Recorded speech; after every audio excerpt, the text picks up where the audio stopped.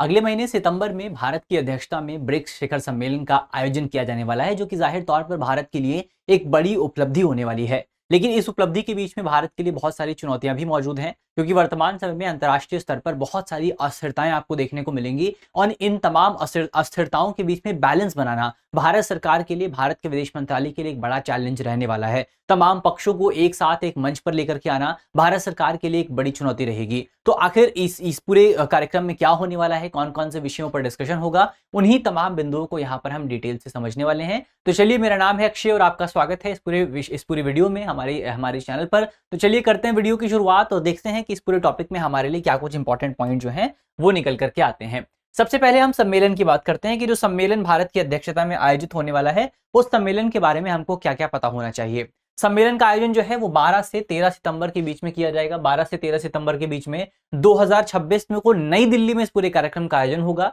इससे पहले अगर आप देखें, यहाँ पर भारत की अध्यक्षता जो है, भारत को 1 जनवरी 2026 को ब्रिक्स की अध्यक्षता प्राप्त हुई थी और उसके बाद से लगातार भारत जो है इससे संबंधित तमाम कार्यक्रमों का आयोजन कर रहा है। चाहे आपका ब्रिक्स के विदेश मंत्रियों की बैठक का आयोजन हो, चाहे ब्रिक्स के एग्रीकल्चर मिनिस्टर्स की बैठक का आयोजन हो, चाहे ब्रिक्स में आपका जो भी तमाम नेशनल सिक्योरिटी एडवाइजर्स की बैठक हो, चाहे ब्रिक्स में ड्रग्स कंट्रोलर्स की बैठक हो, सारी बैठकें जो हैं वो भारत की तरफ से आयोजित की गई थी। जैसे गुवाहाटी में एक बैठक का आयोजन हुआ था, जहां पर गुवाहाटी डिक्लेरेशन आपको देखने को मिला था, जो कि मुख्य तौर पर ड्रग तस्करी को रोकने से रिलेटेड था। तो ऐसी बहुत सारी बैठकें जो हैं इस पूरे साल के भीतर भारत द्वारा आयोजित की गई हैं और इस बैठक का जो अंत होने वाला है, इसकी जो सबसे आखिरी बैठक होगी वो होगा आपका ब्रिक्स का शिखर सम्मेलन, जो कि सबसे बड़ा कार्यक्रम यहां पर माना जा रहा है। तो ये ब्रिक्स का शिखर सम्मेलन 12 से 13 सितंबर के बीच में आयोजित किया जाएगा।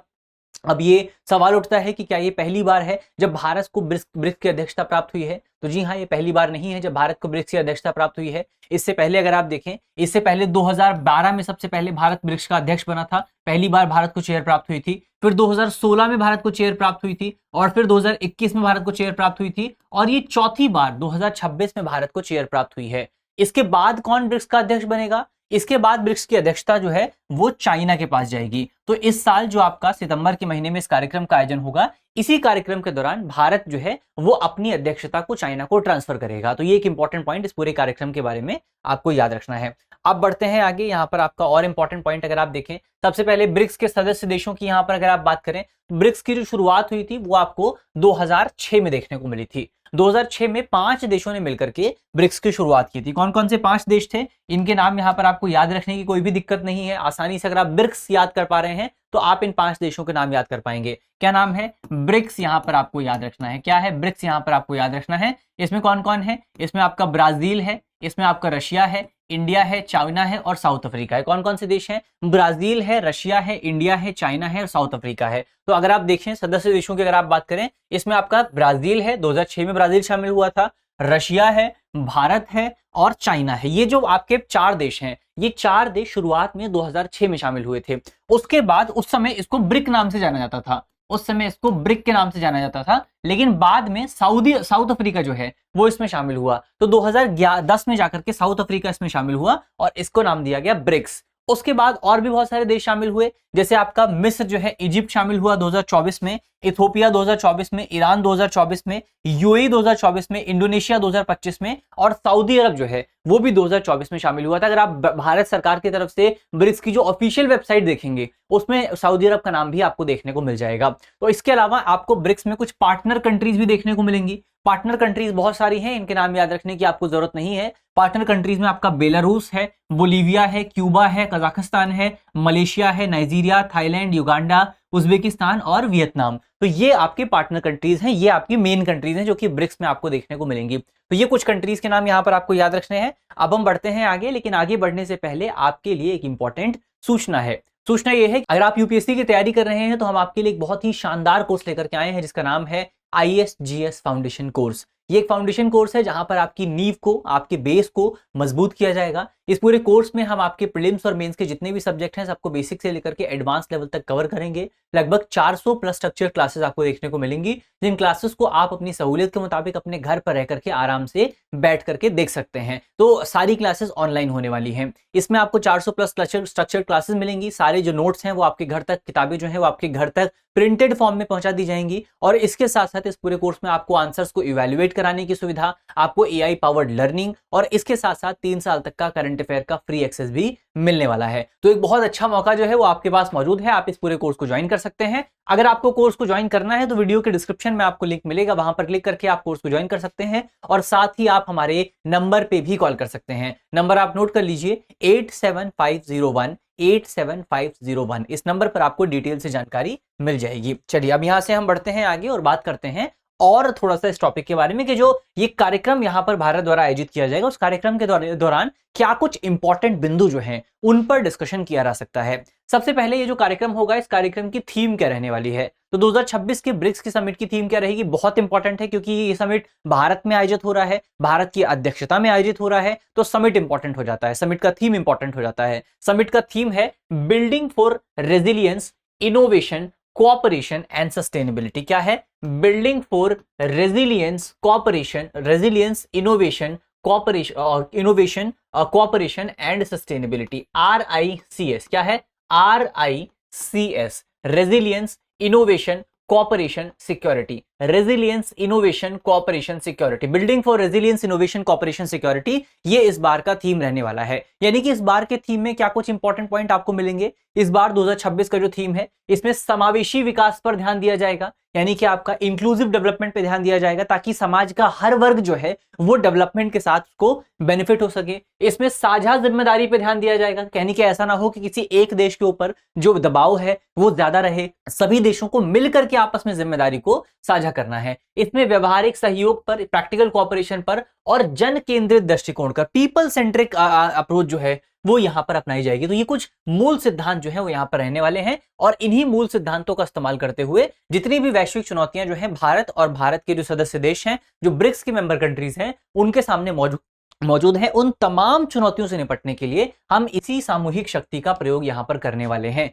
इसके अलावा आपका मई के महीने में हमारे जो विदेश मंत्री हैं डॉक्टर एस जयशंकर, उनकी तरफ से भारत की ब्रिक्स को लेकर के क्या प्रतिबद्धताएं हैं उनको भी रेखांकित किया गया था। इसमें भारत के विदेश मंत्री ने 3 इंपॉर्टेंट पॉइंट बताए थे कि भारत जो है कहां कहां पर फोकस करने वाला है। इसमें सबसे पहले उन्होंने कहा था कि भारत जो है वो आपूर्ति श्रृंखला को मजबूत करने का प्रयास करेगा। अगर आप अंतरराष्ट्रीय स्तर पर देखें तो जैसे जैसे आपका क्रिटिकल मिनरल्स इंपॉर्टेंट होते जा रहे हैं वैसे वैसे सप्लाई चेन का जो कॉन्सेप्ट है वो भी इंपॉर्टेंट होता जा रहा है। और किस तरीके से सप्लाई चेन का जो कॉन्सेप्ट है वो केवल अब इकोनॉमिक कॉन्सेप्ट नहीं रह गया बल्कि उसको स्ट्रैटेजिक जो मैन्यूवर है, स्ट्रैटेजिक लेवरेज जो है उसकी तरह इस्तेमाल किया जा रहा है। तो अब यहां पर भारत के विदेश मंत्री की तरफ से कहा गया था कि जो हमारा कार्यक्रम होने वाला है उस कार्यक्रम में हम भारत का जो बाजार है उसका विविधीकरण करने का प्रयास करेंगे, उसका डाइवर्सिफिकेशन करने का प्रयास करेंगे और इसके साथ साथ भारत की आपूर्ति श्रृंखला को और ज्यादा मजबूत करने का प्रयास किया जाएगा। और न केवल भारत की आपूर्ति श्रृंखला को बल्कि आपकी जितनी भी ब्रिक्स कंट्रीज हैं उनकी आपूर्ति श्रृंखला को मजबूत करने, उनकी आपूर्ति श्रृंखला को डाइवर्सिफाई करने का प्रयास किया जाएगा।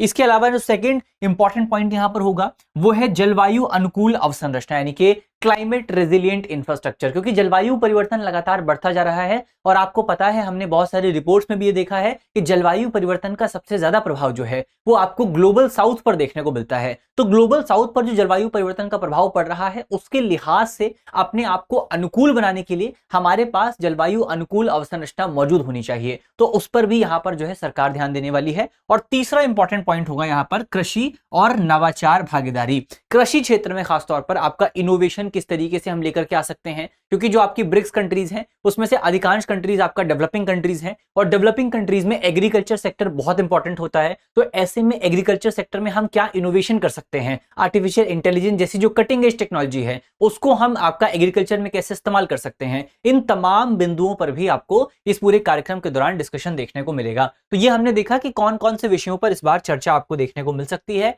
इसके अलावा आपका सम्मेलन क्यों इंपॉर्टेंट रहने वाला है, ये जो कार्यक्रम है ये कार्यक्रम क्यों इंपॉर्टेंट रहने वाला है, इसकी इंपॉर्टेंस आपको समझ में आएगी जब आप ब्रिक्स पर ध्यान देंगे। अगर आप देखें ब्रिक्स जो है वो दुनिया के 50% से ज्यादा आबादी को रिप्रेजेंट करता है, दुनिया की 50% से ज्यादा आबादी ब्रिक्स देशों में निवास करती है। इसके अलावा 11 सदस्य देश आपको ब्रिक्स में देखने को मिलेंगे और ये सभी जो हैं ये एमर्जिंग इकोनॉमीज हैं। कुछ आपको डेवलप्ड इकोनॉमीज जैसे चाइना जो है डेवलप्ड इकोनॉमी भी देखने को मिलेगा, लेकिन अधिकांश इकोनॉमीज जो ब्रिक्स में मौजूद हैं वो डेवलपिंग इकोनॉमीज हैं, वो उभरती हुई अर्थव्यवस्थाएं हैं और ये दुनिया की इकोनॉमी के लिए, अंतरराष्ट्रीय व्यापार के लिए बहुत ज्यादा इंपॉर्टेंट है।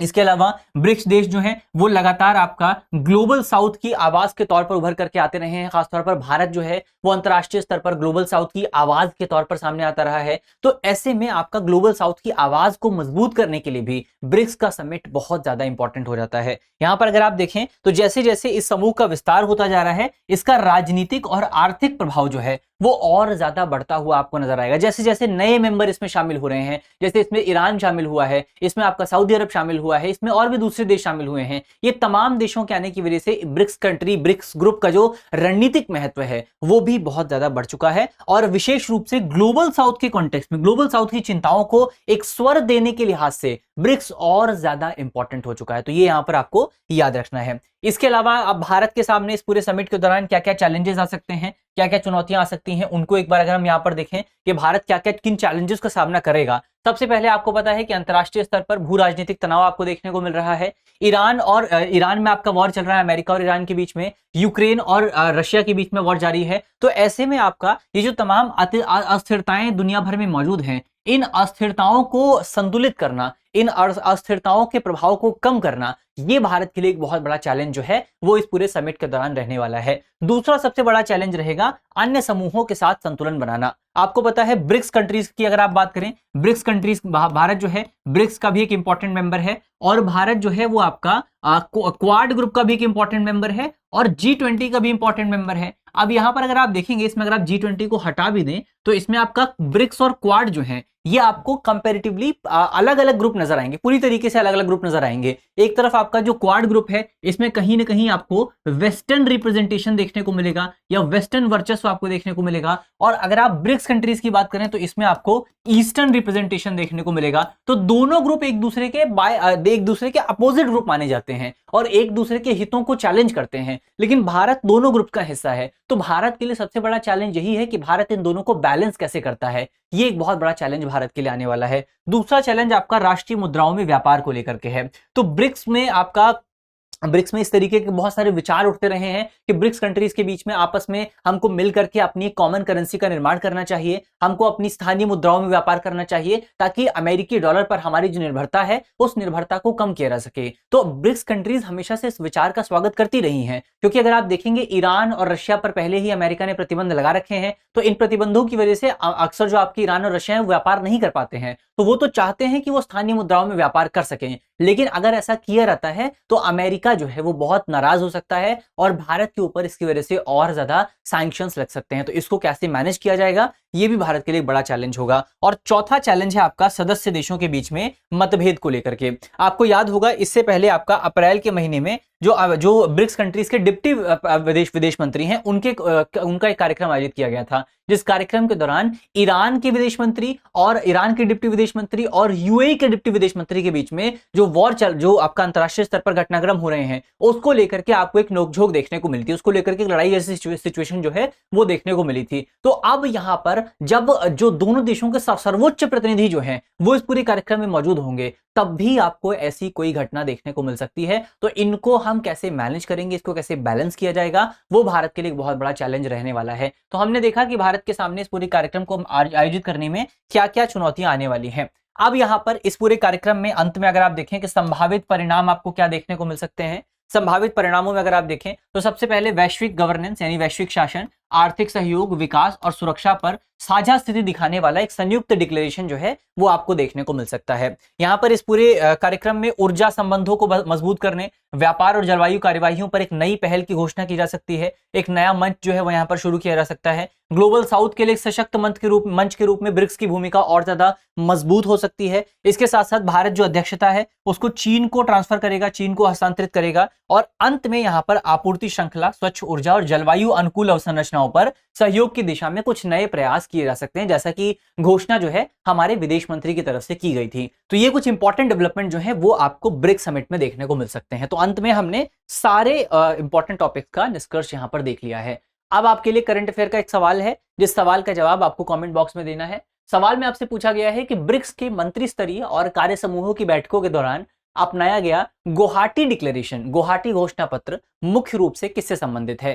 तो यहां पर हमारे ऑप्शन है, ऑप्शन ए अंतरिक्ष व्यापार का विस्तार, ऑप्शन बी जलवायु लचीले बुनियादी ढांचे का निर्माण, ऑप्शन सी अवैध मादक पदार्थों की तस्करी को रोकना और मजबूत करना। ऑप्शन डी व्यापार में राष्ट्रीय मुद्राओं के उपयोग को बढ़ावा देना। तो यहां पर इनमें से सही जवाब क्या है वो आपको जल्दी से कमेंट बॉक्स में बताना है कि यहां पर इनमें से कौन सा स्टेटमेंट जो है वो आपका सही होने वाला है। तो इसी नोट के साथ करते हैं आज के अपने वीडियो को समाप्त। मुझे उम्मीद है कि इस वीडियो में हमने जितने भी इंपॉर्टेंट टॉपिक डिस्कस किए हैं वो सारे टॉपिक आपको समझ में आए होंगे। अगर आपको वीडियो अच्छी लगी है तो वीडियो को लाइक कीजिएगा, वीडियो को शेयर कीजिएगा अपने दोस्तों के साथ, अपने साथियों के साथ, और कमेंट करके जरूर बताइएगा कि वीडियो आपको कैसी लगी है। तो मिलते हैं आपसे अगली वीडियो में, तब तक के लिए अपना ख्याल रखिए, ध्यान रखिए, पढ़ते रहिए। धन्यवाद। अब एग्जाम की तैयारी को और बेहतर करने के लिए हमारे चैनल को लाइक, शेयर और सब्सक्राइब करना ना भूलें।